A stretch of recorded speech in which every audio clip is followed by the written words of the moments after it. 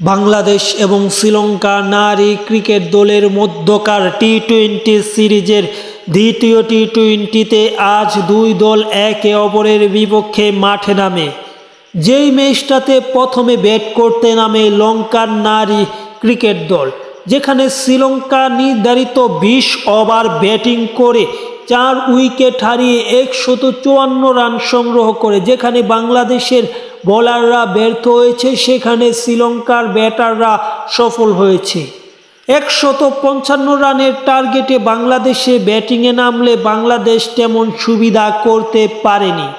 মূলত শারমিন আক্তারের সর্বোচ্চ 47 বলে 44 অপরাজিত 44 রানের উপর ভিত্তি করে বাংলাদেশ নির্ধারিত 20 ওভারে 5 উইকেট হারিয়ে 133 রান সংগ্রহ করতে পারে এবং শারমিন আক্তার ব্যতীত সবাই ব্যর্থ হয়েছে। তাই মূলত ম্যাচটিতে 21 রানের পরাজয় নিয়ে মাঠ ছাড়ে বাংলাদেশের মেয়েরা।